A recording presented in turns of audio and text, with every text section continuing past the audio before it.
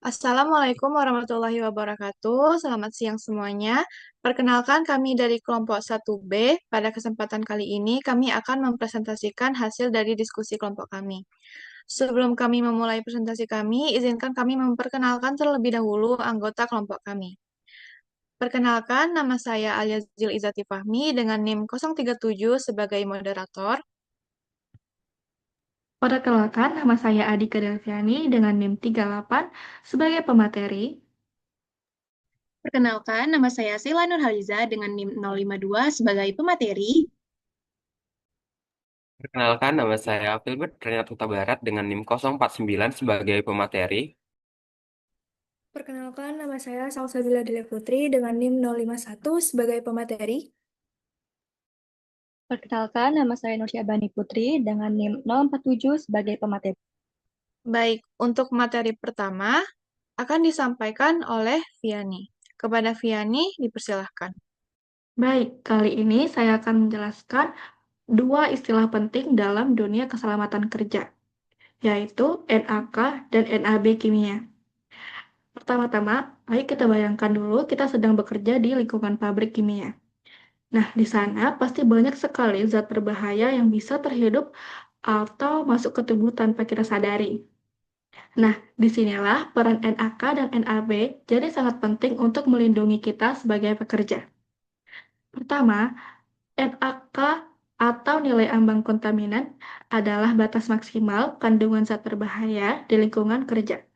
Nah, kalau melebihi ini, lingkungan kerja itu bisa dikatakan tidak aman. Lalu yang kedua ada NAB atau nilai ambang batas, yaitu tingkat paparan maksimum suatu bahan kimia yang bisa ditoleransi tubuh manusia tanpa menimbulkan gangguan kesehatan. Nah, bisa kita lihat nih, tabel perbedaan dari NAK dan NAB. Fungsi NAK sendiri itu untuk menilai lingkungan kerja. NAB untuk menilai risiko terhadap kesehatan pekerja. Nah, kita misalkan NAB untuk amonia adalah 25 ppm. Atau 25 part per million. Nah, artinya kalau kita menghirup amonia lebih dari itu, tubuh kita bisa mengalami dampak yang negatif. Nah, jadi intinya NAK itu untuk melindungi lingkungan kerja, sedangkan NAB melindungi tubuh kita dari risiko paparan bahan kimia. Jadi kalau kita tahu dan paham batas-batas ini, kita bisa bekerja dengan lebih aman dan waspada. Baik, materi selanjutnya akan dijelaskan oleh Filbert. Kepada Filbert, dipersilahkan. Baik, di sini saya akan menjelaskan mengenai lethal dose atau LD dan lethal concentration atau sebutannya dengan LC. Jadi lethal dose itu merupakan jumlah zat yang menyebabkan kematian pada presentasi populasi uji, sedangkan lethal concentration atau LC merupakan konsentrasi zat di udara atau di air yang dapat menyebabkan kematian pada presentasi populasi uji. Lethal dose ini memiliki satuan miligram per kilogram berat badan, sedangkan lethal concentration ini memiliki satuan miligram per liter atau ppm. Perbedaan utama antara LD dan LC itu, LD mengacu pada dosis yang diberikan langsung, misalnya melalui mulut ataupun suntikan. Sedangkan LC ini mengacu pada konsentrasi zat di lingkungan melalui udara atau air yang terpapar pada subjek.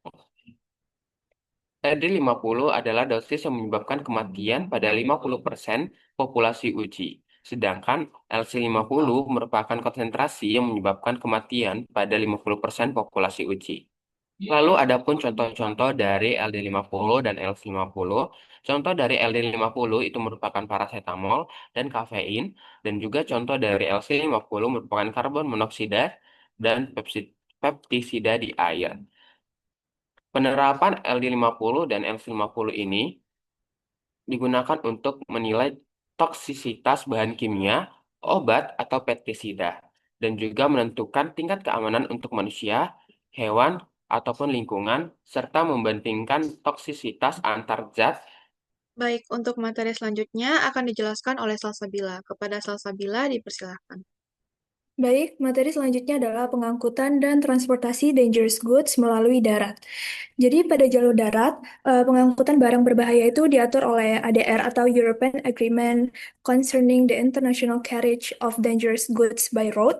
Aturan ini berlaku secara internasional, khususnya di wilayah Eropa. Dan di Indonesia tersendiri, regulasi ini mengacu pada peraturan Menteri Perhubungan serta lembaga terkait seperti BNPB, Kementerian Lingkungan Hidup, dan juga kepolisian.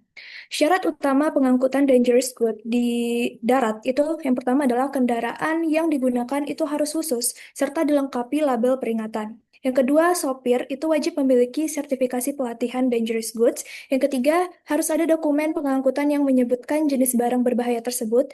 Serta yang keempat, perlu dilengkapi dengan peralatan darurat seperti APAR, masker, atau MSDS atau lembar data keselamatan. Next. Selanjutnya adalah pengangkutan dan transportasi dangerous goods melalui laut. Untuk jalur laut, itu pengangkutan dangerous goods mengacu pada IMDG Code atau International Maritime Dangerous Goods Code yang diatur oleh Organisasi Maritim Internasional yaitu IMO. Dan selanjutnya akan dilanjutkan oleh rekan saya, Syabani Putri. Baik, terima kasih. Selanjutnya adalah persyaratan utama apabila kita ingin mengangkut dangerous good melalui angkutan laut. Pertama, pengemasan dan pelabelan. Barang berbahaya wajib dikemas dan diberi label sesuai dengan klasifikasi IMDG. Terdapat 9 kelas bahan berbahaya dan masing-masing memiliki karakteristik dan risiko yang berbeda. Contohnya di sini, misal di kelas 3, yaitu cairan mudah terbakar seperti bensin yang sangat sensitif terhadap panas dan percikan api. Lalu ada kelas 8, yaitu bahan korosif seperti asam sulfat yang dapat merusak permukaan logam maupun jaringan tubuh manusia. Oleh karena itu, pelabelan yang akurat dan pengemasan yang sesuai sangat penting agar petugas pelabuhan dan kru kapal dapat menangani barang tersebut secara tepat. Selanjutnya, sertifikasi kapal dan awak kapal. Tidak semua kapal dapat digunakan untuk mengangkut dangerous goods. Hanya kapal yang telah memperoleh sertifikat khusus yang diperbolehkan membawa muatan ini. Selain itu, awak kapal yang bertugas juga wajib mengikuti pelatihan keselamatan khusus agar memahami prosedur darurat, cara memuat, menyimpan, dan menangani dangerous goods secara aman. Selanjutnya, penyimpanan dalam kontainer khusus. Barang-barang berbahaya harus disimpan di dalam kontainer khusus yang sesuai dengan jenis bahaya yang dikandungnya. Penyimpanan harus dipisahkan. Misalnya, bahan yang bersifat reaktif tidak boleh disimpan berdekatan dengan bahan yang bisa memicu reaksi tersebut. Tujuannya adalah untuk mencegah kebocoran, reaksi kimia, atau bahkan ledakan selama proses pengiriman. Selanjutnya, dokumen dan deklarasi muatan. Sebelum pengangkutan, pengirim wajib menyerahkan deklarasi muatan dangerous goods yang menyebutkan dengan jelas jenis barang, kelas bahayanya, serta prosedur penanganan jika terjadi insiden. Dokumen ini juga harus disertai dengan dokumen keselamatan dan dokumen pengangkutan lainnya, agar pihak kapal dan otoritas pelabuhan dapat melakukan pemeriksaan dengan benar. Ya, selanjutnya, yaitu pengangkutan dan transportasi dangerous goods melalui udara. Pengangkutan dangerous goods melalui udara memiliki tingkat risiko lebih tinggi dibandingkan jalur laut maupun darat. Oleh karena itu, pengangkutan diatur dengan ketat oleh ICAO, International Civil Aviation Organization, dan IATA DGR, International Air Transport Association Dangerous Goods Regulations. Persyaratan utama yang diberlakukan antara lain, pertama, batasan jenis barang. Tidak semua jenis barang berbahaya diperbolehkan untuk diangkut melalui udara. Barang-barang yang memiliki risiko tinggi seperti bahan peledak, gas bertekanan tinggi, atau zat kimia yang sangat reaktif, seringkali dilarang atau dibatasi secara ketat. Hal ini dikarenakan tekanan udara dan suhu di dalam pesawat bisa memperbesar risiko terjadinya insiden, seperti kebocoran, reaksi kimia, atau ledakan. Yang kedua, pengemasan khusus dengan UN-approved packaging. Barang yang diperbolehkan harus dikemas menggunakan kemasan yang disetujui oleh Perserikatan Bangsa-Bangsa. Kemasan ini didesain khusus untuk tahan terhadap tekanan, getaran, dan perubahan suhu yang terjadi selama penerbangan. sehingga mengurangi risiko terjadinya kebocoran atau kerusakan barang. Lalu ada label dan penandaan. Setiap barang wajib diberi label internasional yang sesuai dengan klasifikasinya, lengkap dengan handling label. Label ini memberikan informasi penting seperti cara penanganan, peringatan bahaya, serta langkah darurat jika terjadi tumpahan atau kecelakaan. Selanjutnya, pelatihan dan sertifikasi personel. Pengiriman barang berbahaya lewat udara tidak bisa dilakukan oleh orang sembarangan. Pengirim, staf gudang, dan awak pesawat harus telah mengikuti pelatihan khusus dan memiliki sertifikat IATA DGR. Pelatihan ini memastikan bahwa seluruh pihak memahami prosedur keselamatan, mulai dari pengemasan, pelabelan, penyimpanan, hingga penanganan saat darurat. Dengan memenuhi seluruh persyaratan ini, diharapkan proses pengangkutan barang berbahaya melalui udara dapat dilakukan secara aman, efisien, dan meminimalkan potensi risiko terhadap keselamatan penerbangan. Baik, materi selanjutnya akan disampaikan oleh Sheila. Kepada Sheila, dipersilakan. Baik, di sini saya akan menjelaskan tentang peraturan pemerintah Indonesia yang menerangkan NAK dan NAB Kimia. Nah, ada yang pertama itu Keputusan Menteri Tenaga Kerja nomor KEP 187/Men garing 1999. Nah, ini tuh menjelaskan tentang standar kuantitas bahan kimia berbahaya atau NAK di tempat kerja. Bunyi dari peraturannya yaitu pasal 1 ayat 4, nilai ambang kuantitas yang selanjutnya disebut NAK adalah standar kuantitas bahan kimia berbahaya untuk menetapkan potensi bahaya bahan kimia di tempat kerja. Selanjutnya ada Peraturan Menteri Ketenagakerjaan nomor 5 tahun 2018.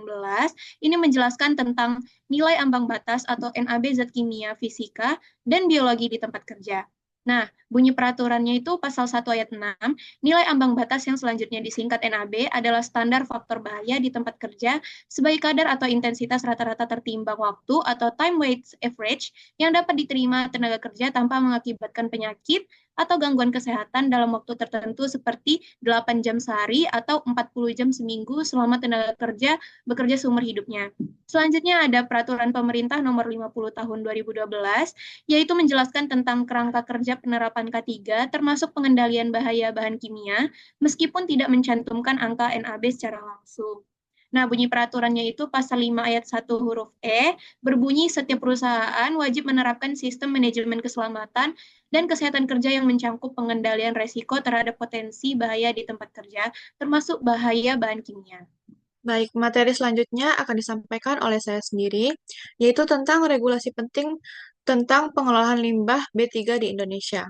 Yang pertama itu adalah Undang-Undang Nomor 32 Tahun 2009 tentang Perlindungan dan Pengelolaan Lingkungan Hidup atau kita sering sebut UU PLH. UU ini merupakan dasar hukum utama dalam pengelolaan lingkungan hidup di Indonesia. Di dalamnya dijelaskan bagaimana lingkungan harus dilindungi dan dikelola secara bertanggung jawab, termasuk dalam hal pengelolaan, transportasi, hingga pembuangan limbah berbahaya. Jadi semua aturan turunan tentang limbah B3 pada dasarnya mengacu ke UU ini. Yang kedua adalah Peraturan Pemerintah Nomor 22 Tahun 2021, yaitu tentang penyelenggaraan perlindungan dan pengelolaan lingkungan hidup.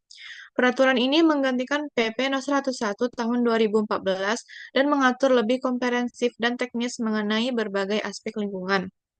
Beberapa hal yang diatur dalam PP ini antara lain persetujuan lingkungan, pengelolaan mutu air, udara, dan laut, pengelolaan limbah B3 dan non-B3, pengendalian kerusakan lingkungan, serta sanksi administratif jika ada pelanggaran. Yang ketiga, Peraturan Menteri LHK No. 6 Tahun 2021, yaitu tentang pada tata cara serta persyaratan dalam pengelolaan limbah B3. Di dalamnya dibahas banyak aspek seperti penetapan status limbah B3, pengurangan limbah, penyimpanan sementara, pengumpulan dan pengangkutan, pemanfaatan dan pengelolaan, sampai penimbuhan, pembuangan akhir, dan perpindahan lintas batas. Yang keempat adalah standar pengelolaan limbah B3, yaitu tentang diterapkannya secara internal oleh perusahaan maupun standar nasional dan internasional seperti SOP, perusahaan atau ISO. Standar ini berisi panduan lengkap mulai dari pengumpulan, penyimpanan, pengangkutan, pengolahan, hingga pembuangan limbah B3. Tujuannya tentu untuk memastikan pengelolaan limbah itu dilakukan secara aman, terstruktur, dan tidak membahayakan lingkungan maupun kesehatan manusia. Tentu dengan adanya standar ini, perusahaan dapat lebih disiplin dan bertanggung jawab dalam menangani limbah berbahaya. Baik, penyampaian materi dari kelompok kami telah selesai. Sekian hasil dari presentasi dari kelompok kami. Semoga apa yang kami sampaikan dapat memberikan manfaat serta menambah wawasan bagi kita semua. Kami mohon maaf apabila terdapat kekurangan maupun kesalahan dalam penyampaian materi. Akhir kata, kami ucapkan terima kasih atas perhatian dan waktunya. Wassalamualaikum warahmatullahi wabarakatuh.